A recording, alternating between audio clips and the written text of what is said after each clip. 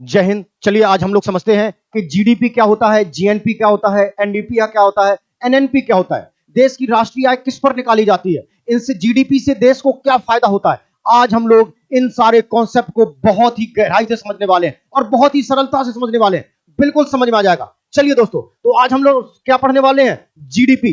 GDP क्या होता है, जीएनपी क्या होता है, एनडीपी क्या होता है और एनएनपी क्या होता है। तो चलिए हम लोग बहुत ही आसानी से शुरू करते हैं आज इस चैप्टर को, जिसका नाम है जीडीपी। आज का हमारा टॉपिक है बेटा जीडीपी। जीडीपी समझने वाले हम लोग। इसका फुल फॉर्म क्या होता है, ग्रॉस डोमेस्टिक प्रोडक्ट। इसका फुल फॉर्म होता है ग्रॉस डोमेस्टिक प्रोडक्ट। यानी अगर हम इसको हिंदी में बोलें तो क्या बोलेंगे, सकल घरेलू उत्पाद। सकल घरेलू उत्पाद, यह जीडीपी का फुल फॉर्म होता है। क्या आपको पता है जीडीपी की परिभाषा क्या है? जीडीपी की बेटा परिभाषा होती है, एक वर्ष में किसी भी देश राज्य के सीमा के अंदर, कौन सी सीमा, राजनीतिक सीमा, राजनीतिक सीमा के अंदर उत्पादित वस्तुओं एवं सेवाओं का, वस्तुओं एवं सेवाओं का अंतिम मूल्य। वस्तु एवं सेवाओं का क्या होता है, अंतिम मूल्य। वस्तुओं एवं सेवाओं का अंतिम मूल्य क्या कहलाता है बेटा, जीडीपी कहलाता है।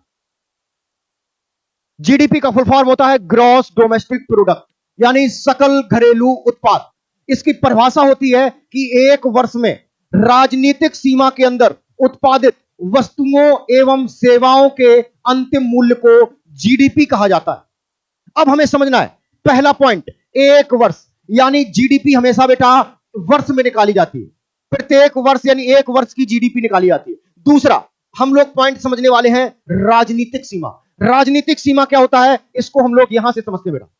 ये जो हमारे बोर्ड पे आपको दिखाई दे रहा है ना, इंडिया का मैप, इसमें जो ये वाला भाग दिखाई दे रहा है, ये है भौगोलिक सीमा।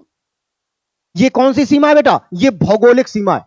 अब अगर हमें राजनीतिक सीमा समझना है तो देखो, यदि इंडिया का कोई व्यक्ति, चाहे वो राजस्थान का हो, चाहे वो गुजरात का हो, चाहे वो मध्य प्रदेश का हो, चाहे वो उत्तर प्रदेश का हो, कोई भी व्यक्ति मान लिया यहां पर पेट्रोलियम निकालने के लिए जाता है या मछली उत्पादन के लिए जाता है ना, मछली पालन के लिए जाता है, मछली निकालने के लिए जाता है, तो यहां पर जो भी कार्य होगा वो कौन सी सीमा में माना जाएगा, भौगोलिक सीमा में नहीं, राजनीतिक सीमा के अंदर माना जाएगा, है ना। तो अगर यहां पे कोई कार्य हो रहा है, यहां पे कोई कार्य हो रहा है, तो ये पूरा कार्य हमारा किसकी सीमा के अंतर्गत आएगा, राजनीतिक सीमा के अंतर्गत आएगा। अब हम लोग समझते हैं वस्तुओं एवं सेवाओं। वस्तुएं और सेवाएं क्या हैं, अब समझना बोर्ड पे एक बार। अब तीसरा जो पॉइंट है बेटा, वस्तुओं और सेवाओं। वस्तुएं क्या होती हैं और सेवाएं क्या होती हैं, समझो। जब हम पैसे देकर के किसी वस्तु, पैसों के बदले कोई वस्तु हमें साक्षात रूप से मिल जाती है तो उसको कहते हैं वस्तु। और जब हमारे पैसे देने के बाद कोई भी वस्तु हमें ना मिले, उसको कहते हैं सेवा। जैसे हम होटल पे खाना खाने जाते हैं, तो जब हम पैसे देते हैं तो हमें खाना दिया जाता है ना, तो वो खाना क्या है, वस्तु है। लेकिन उसी खाने के लिए जब हम नौकर को टिप देते हैं तो वो क्या है, सेवा। अगर हम लोग पैसे उसको टिप नहीं देंगे, वो सेवा नहीं देता, तो फिर हमें खाना खुद उठाने जाना पड़ता। तो उसको जो हमने टिप दिया है वो क्या है, सेवा, क्योंकि उसके बदले हमें कुछ मिला नहीं है, उसने बस प्लेट ला करके उठा करके हमारे पास रख दी और उसको हमने पे कर दिया। वो क्या किया हमने, पे, उसको सेवा का पे किया। और जो हमने होटल मालिक को दिया वो किसका दिया हमने, वो उसको दिया वस्तु का। बात समझ रहे हो ना। जैसे मैंने मोबाइल दुकानदार को मोबाइल के पैसे दिए और उसने हमें मोबाइल दे दिया, तो ये क्या थी, वस्तु थी। और यदि जैसे मान लिया हम इस मोहल्ले से दूसरे मोहल्ले जाना है और टेम्पो पकड़ा मैंने, है ना, टेम्पो जब अगर हम बैठ गए और वहां पर उसने जाकर हमें उतार दिया, उसके बाद हमने उसको पैसे दे दिए, तो क्या उतारने के बाद उसने हमें कुछ दिया, नहीं दिया ना, बस एक जगह से उठा करके दूसरी जगह छोड़ दिया, तो ये क्या है, सेवा है। जैसे मैं पढ़ा रहा हूं आपको, तो जो मैं पढ़ा रहा हूं इसके बदले मैं आपको कुछ चीज दे रहा हूं, क्या हाथ में नहीं दे रहा ना, केवल अपनी बातों को आपके मन में डाल दे रहा हूं, लेकिन क्या आपके हाथ में कुछ दे रहा हूं, नहीं दे रहा हूं ना। तो ये भी क्या हो गई, एक सेवा। जैसे मैं फोन पे बात करता हूं तो क्या हमें कुछ मिलता है उसके बाद, नहीं मिलता ना, केवल आवाज यहां से वहां तक पहुंच जाती है, तो ये भी क्या है, सेवा। तो जब हमारे पैसे देने के बदले हमें कुछ ना मिले, है ना, हाथ में साक्षात रूप से, वो क्या हो गई? सेवा। और जब हमें कुछ मिल जाए तो वो क्या हो गई? वस्तु। तो वस्तु और सेवाओं का कौन सा मूल्य बेटा? अंतिम मूल्य। वस्तु एवं सेवाओं का अंतिम मूल्य जीडीपी कहलाता है। अब अंतिम मूल्य क्या होता है इसको समझ लो। देखो, जैसे जैसे मैंने ये मोबाइल लिया जाकर के, ये मोबाइल कौन सी कंपनी का है? सैमसंग कंपनी का है ना। ये जैसे मैंने मोबाइल लिया और ये मोबाइल सैमसंग कंपनी का है। अब इस मोबाइल के अंदर बेटा डिस्प्ले भी है, चिप्स भी लगी हुई हैं और भीतर हार्ड डिस्क भी लगी हुई है। तो क्या मैंने अलग अलग से सबके लिए पैसा पे किया? नहीं किया ना। मैंने मोबाइल वाले से क्या कह दिया कि हमें सैमसंग का ये वाला मोबाइल दे दो, ऐसा ही तो हुआ ना। और उसने हमें पूरा मोबाइल एक साथ दे दिया। ऐसा नहीं किया उसने कि कवर के लिए अलग पैसे लाओ, इतने डिस्प्ले के लिए अलग पैसे लाओ, भीतर के मदरबोर्ड के लिए अलग पैसे लाओ। ऐसा तो नहीं किया ना हमसे। कैमरे के लिए अलग से पैसे लाओ, ऐसा तो नहीं हुआ ना। उसने हमसे कौन सा मूल्य इसका लिया है? अंतिम मूल्य लिया। जैसे मैं समोसा खाने जाता हूं, अब समोसे के अंदर आलू भी भरा है, मसाला भी भरा हुआ है, तेल में सेका भी गया है, मैदा भी लगी हुई है। उसने हमसे एक अंतिम मूल्य कह दिया कि एक समोसा 7 रुपए का है। समझ रहे हो ना बेटा? एक समोसा कितने रुपए का है? 7 रुपए का है। उसने हमसे ये नहीं कहा 2 रुपया आलू का दे दो, 1 रुपया मसाला का दे दो, 50 पैसा तेल का दे दो, है ना, 50 पैसा मैदा का दे दो। ऐसा नहीं कहा उसने। 50 पैसा दोना का भी दे दो, 20 पैसा चटनी का दे दो, ऐसा नहीं बोला हमसे। उसने सीधे क्या कह दिया? 7 रुपया का एक समोसा। तो उसने जो हमसे सीधा पैसे ले लिए, ये किसके हैं? अंतिम मूल्य। जैसे हम लोग मकान खरीदने जाते हैं, है ना। अब मकान का सीधा मूल्य लग गया, मान लिया 15 लाख रुपए का एक मकान मिल रहा है, तो मकान मालिक हमसे ये नहीं कहेगा, हम ये नहीं कह सकते कि हमें ईंटें अच्छी नहीं है इसकी, ऐसा करो ईंटें निकाल लो, बाद बाकी मकान हमें दे दो। इसकी सीमेंट निकाल लो, बाद बाकी मकान हमें दे दो। इसकी मोरम निकाल लो, बाद बाकी मकान हमें दे दो। ऐसा नहीं कह सकते ना। हम लोग कौन सा मूल्य पे करते हैं? सीधा सीधा अंतिम मूल्य पे करते हैं। तो अब आपको समझ में आ गया, एक वर्ष के अंदर उस देश की राजनीतिक सीमा, भौगोलिक सीमा नहीं, राजनीतिक सीमा के अंदर वस्तुओं और सेवाओं का जो अंतिम मूल्य होता है बेटा, वो क्या कहलाता है? जीडीपी कहलाता। क्या कहलाता है? बिल्कुल जीडीपी कहलाता। अब इसको और ध्यान से समझना। अगला देखो इसमें बेटा, जीडीपी। अब एक देश के अंदर जितना भी उत्पादन हो रहा है वो सब क्या कहलाता है? जीडीपी कहलाता है। एक वर्ष के अंदर हमारे जो देश के अंदर जितना भी उत्पादन हो रहा है वो सब जीडीपी है। समझना, जैसे मान लिया हमारे देश में, हमारी देश की जो कंपनी है वो कौन सी कंपनी है? मान लिया हमने टाटा, है ना। एक और कंपनी ले ली हमने अपने देश की, जैसे मान लिया जियो, है ना। टाटा और जियो भारत की कंपनी। ऐसे हजारों कंपनियां अपने देश में और हजारों प्रकार के उपकरण बना रही। कोई मोबाइल बना रहा है, कोई कागज बना रहा है, कोई बेंच बना रहा है, कोई बोर्ड बना रहा है ना, कोई घड़ी बना रहा है, कोई माइक बना रहा है। ऐसे हजारों प्रकार जो भी उपकरण हमें दिखाई दे रहे हैं, ये सब क्या है? ये सब वस्तुएं हैं। और इन वस्तुओं को बनाने के लिए मैन्युफैक्चरिंग कंपनियां लगी हुई हैं। ऐसे ही हमने एक दो कंपनियों के नाम ले लिए। जैसे मैंने मान लिया हमारे देश की एक कंपनी है टाटा, ये कारें भी बनाती है ना, स्टील भी बनाती है। तो ऐसे टाटा काम कर रही है। जियो ले लिया, मान लिया कि टाटा और जियो ने मिलकर के हमारे देश में एक वर्ष में कितना उत्पादन किया? मान लिया हमने 1000 अरब डॉलर का उत्पादन किया। कितने का उत्पादन किया बेटा? इन्होंने 1000 रुपए का उत्पादन किया। मान लिया हमने 1000 रुपए का उत्पादन किया एक वर्ष में। केवल समझना, इसको मान लेना। इसके अलावा हमारे ही देश में दूसरे देशों की कंपनियां, है ना। कौन से दूसरे देशों की कंपनियां? दूसरे देश की कंपनी है जिसका नाम है, मान लिया हमने एलजी, है ना। एलजी कंपनी आई, क्योंकि हमारे देश में विदेशी कंपनियां भी तो रहती हैं। तो विदेशी कंपनी एलजी है और उसने हमारे देश में एक वर्ष में कितना उत्पादन किया? उसने हमारे देश में एक वर्ष में 500 रुपए का उत्पादन किया। तो अब यह समझना, जीडीपी में क्या होता है? हमारे राजनीतिक सीमा के अंदर जितना भी उत्पादन होता है वो सब क्या कहलाता है? जीडीपी। अब वो चाहे हमारे देश की कंपनी हो और चाहे विदेश की कंपनी हो। बात समझ में आ रहा है ना। तो विदेशियों ने हमारे देश में कितना उत्पादन किया? 500 रुपए। अब इससे फायदा क्या होता है? इससे फायदा यह होता है कि इससे जीडीपी से क्या होता है फायदा? कि हमारी देश की अर्थव्यवस्था बड़ी होती है, और जब अर्थव्यवस्था बढ़ेगी तो रोजगार बढ़ता है। और रोजगार, इससे यह भी साबित होता है कि यदि हमारे देश में रोजगार बढ़ रहा है, अर्थव्यवस्था बढ़ रही है, कंपनियों की संख्या बढ़ रही है, तो इसका मतलब है कि हमारे यहां का जो माहौल है, एटमॉस्फियर है, कंपनियों की दृष्टि से वो बहुत ही अच्छा है ना। कभी रेगिस्तान में बगीचे उग सकते हैं क्या? नहीं ना। अगर हमारे देश में कंपनियां ज्यादा हैं तो इसका मतलब है हमारे देश का एटमॉस्फेयर बहुत अच्छा है। तो अब देखो, तो फिर हमारे देश की जीडीपी कितनी हो जाएगी बेटा टोटल? हमारे देश की जीडीपी टोटल कितनी हो जाएगी? 1000 ये और 500 रुपए ये। तो हमारे देश की जो जीडीपी हो गई वो कितने रुपए हो गई टोटल? 1500 रुपए। 1000 रुपए जो हमारे देश की कंपनियों ने कमाया और 500 रुपए वो जो विदेशी कंपनियों ने भारत में आकर के कमाया, है ना।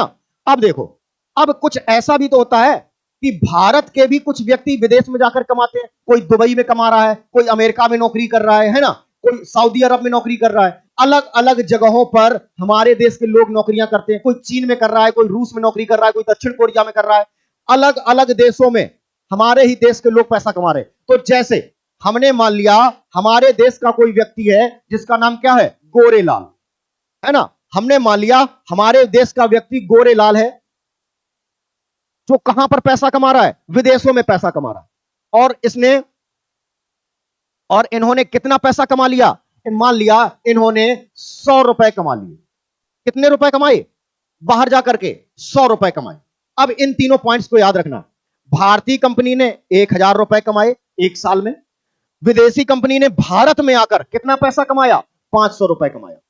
और भारतीय व्यक्ति ने विदेश में जाकर के कितना पैसा कमाया? 100 रुपए कमाया। हमारे देश की जीडीपी क्या होगी? विदेशियों द्वारा भारत में कमाया गया पैसा, कंपनियों द्वारा और भारत के द्वारा, है ना। ये सब कुछ जीडीपी है। बात समझ में आ गया ना। भारत ने खुद कितना कमाया अपने देश के अंदर, राजनीतिक सीमा के अंदर। इनका पैसा नहीं जोड़ा जाएगा, गोरेलाल का जो सऊदी अरब में कमा रहे थे। क्यों नहीं जोड़ा जाएगा? क्योंकि जीडीपी में केवल राजनीतिक सीमा का पैसा जोड़ा जाता है। बात समझ में आ गई। अब देखो, अब हम बात करते हैं बेटा किसकी? जीएनपी की। अब हम लोग किसकी बात करने वाले हैं? जीएनपी की। जीएनपी, इसको हम लोग कहते हैं ग्रॉस नेशनल प्रोडक्ट। इसको क्या कहते हैं? Gross national product. Gross national product यानी सकल राष्ट्रीय उत्पाद। इकोनॉमी के भाषा में बेटा टोटल को ग्रॉस कहा जाता है, सकल कहा जाता है। जो हम लोग आम भाषा में टोटल कहते हैं ना, उसको इकोनॉमिक भाषा में क्या कहा जाता है? सकल कहा जाता है। सकल राष्ट्रीय उत्पाद यानी हमारे देश का जितना भी उत्पाद है राष्ट्रीय, उसको हमें देखना होगा। हमने जीडीपी देख लिया, अब जीएनपी समझो। जीएनपी क्या है? हमारे देश का जितना राष्ट्रीय उत्पाद है। तो इसको कैसे निकालेंगे? तो हमारा जितना भी विदेशी पैसा है उसको घटा दो और जितना भारतीयों ने विदेश में जाकर के कमाया है उसको जोड़ दो। ये क्या बन जाएगा? ये बन जाएगा सकल राष्ट्रीय उत्पाद। जैसे जीएनपी बराबर क्या होगा फार्मूला? जीएनपी बराबर जीडीपी माइनस विदेशियों ने भारत में जितना पैसा कमाया है उसको घटा दो, माइनस विदेशियों द्वारा भारत में कमाया गया पैसा। भारत में कमाया गया पैसा प्लस भारतीयों द्वारा विदेश में कमाया गया पैसा। क्या होगा? प्लस भारतीयों द्वारा विदेश में कमाया गया पैसा। विदेश में कमाया गया पैसा। अब इसको समझना पिछली वाले उससे। अब इसमें आपने देखा था कि भारतीयों द्वारा कितना पैसा कमाया गया था? 1000 रुपया। और विदेशियों द्वारा भारत में कितना पैसा कमाया गया था? 500 रुपए। तो हमारी टोटल जीडीपी कितनी बनी थी? 1500 रुपए। तो जीडीपी में से हमें किसको घटाना होगा? दूसरे, हमारे देश में दूसरे लोग जितना कमा रहे हैं। और उसमें जोड़ना किसको होगा? गोरेलाल को, जो भारतीय हैं और विदेश में कमा रहे थे। तो अब समझना जीएनपी कितना निकलेगा हमारा। अब समझो जीएनपी कितना निकलेगा।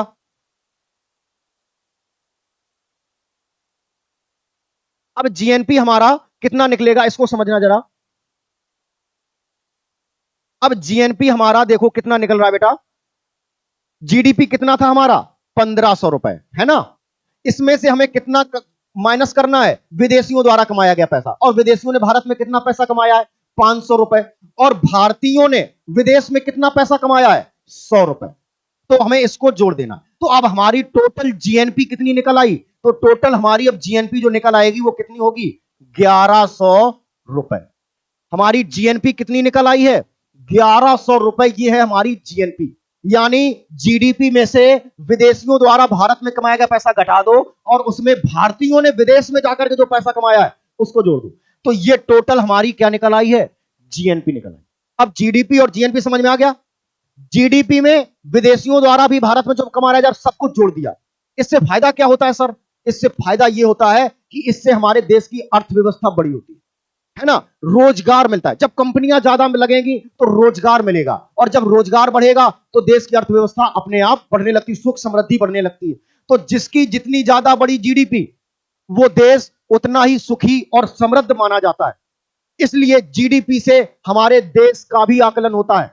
विश्व के स्तर पर देश की अर्थव्यवस्था को जीडीपी से ही नापा जाता है, लेकिन यदि हमें राष्ट्रीय आय नापनी है तो फिर जीडीपी से नहीं नापेंगे। फिर किससे नापेंगे? ये अभी हाल पता चलेगा, पूरा वीडियो देख लो।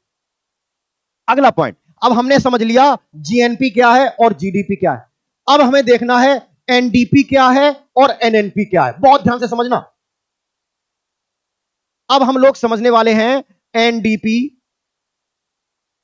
एनडीपी और एनएनपी। इनके फुल फॉर्म क्या है? क्योंकि फुल फॉर्म से हमें परिभाषा समझ में आ जाती है।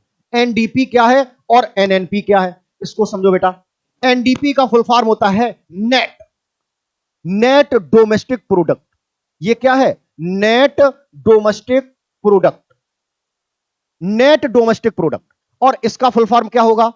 Net national product. ये क्या होगा? Net national product. अब हिंदी में समझो इसको। इसको हिंदी में क्या कहते हैं? इसको हिंदी में कहते हैं बेटा शुद्ध घरेलू उत्पाद। इसको हिंदी में क्या कहते हैं? शुद्ध घरेलू उत्पाद।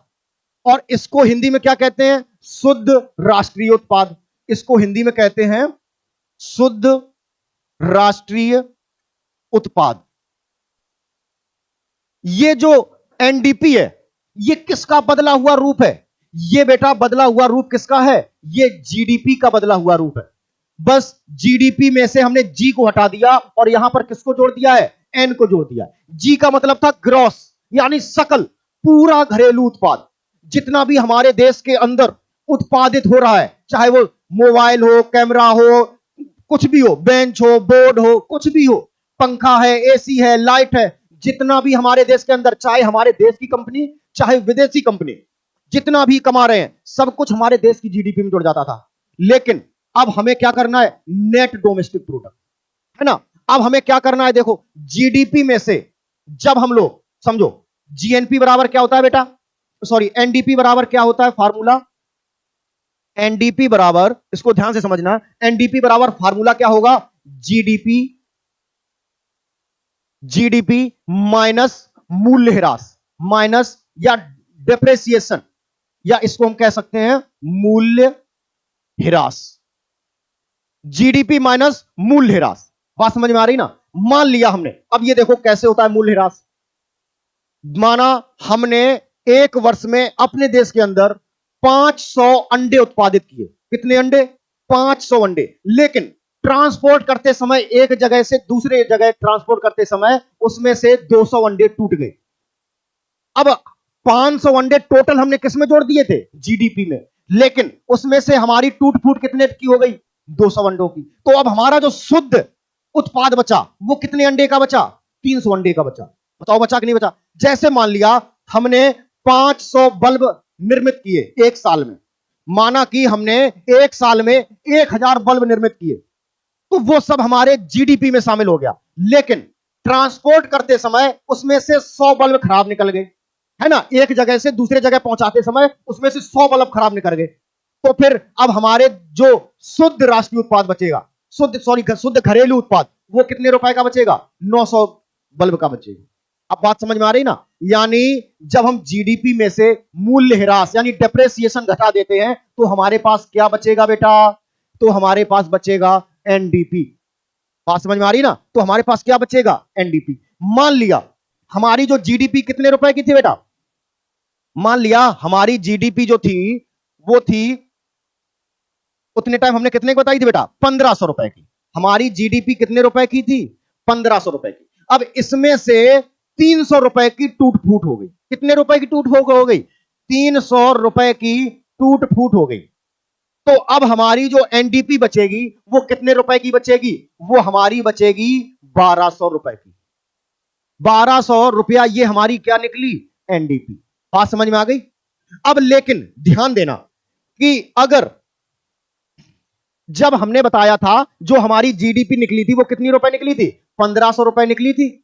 लेकिन आप इधर पे देखो, हमारे देश की कंपनी ने कितना पैसा कमाया था?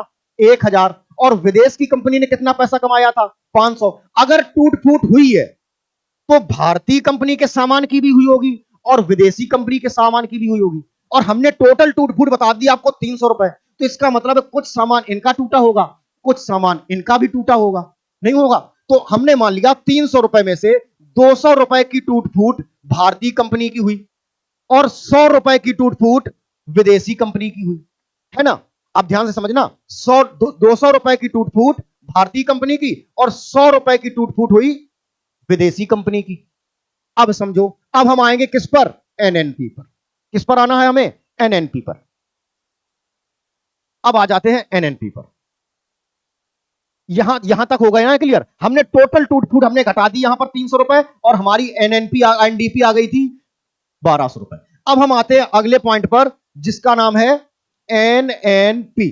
बहुत ध्यान से समझना, एनएनपी इसका फुल फॉर्म होता है,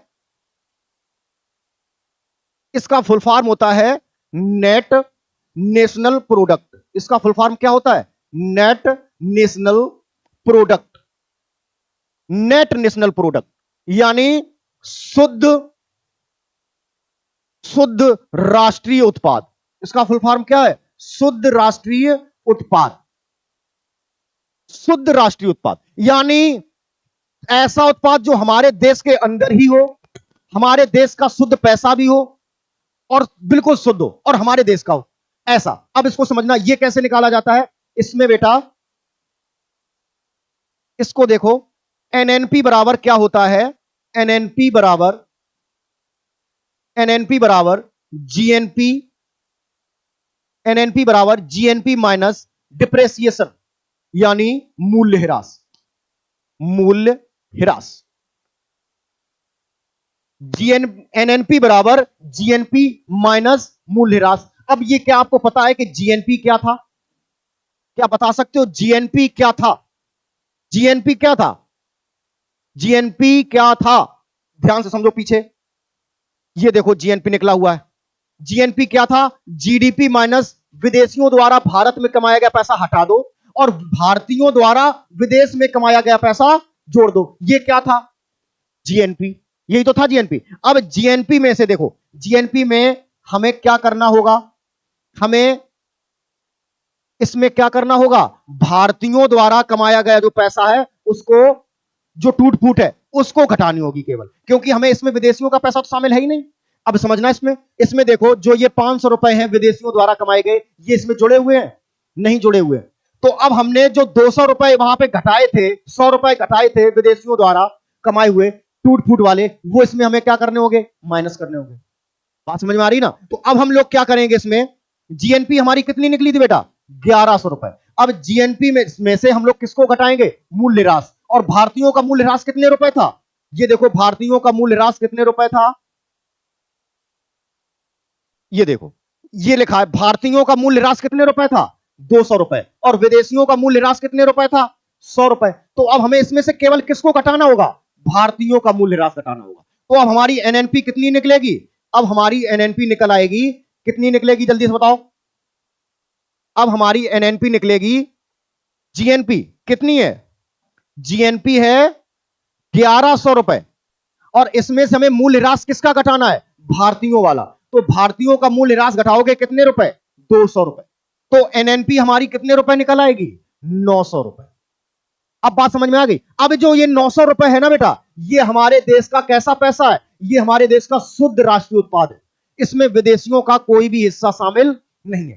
तो अब आपको बात समझ में आ गई कि एक वर्ष में किसी भी देश या राज्य की राजनीतिक सीमा के अंदर उत्पादित वस्तुओं और सेवाओं का जो अंतिम मूल्य होता है उसको जीडीपी कहते हैं। अब जीडीपी के बाद जीएनपी, एनडीपी, एनएनपी, आपने सारे पॉइंट समझ लिए। अब हम लोग नेक्स्ट वीडियो में जीडीपी के टाइप समझेंगे।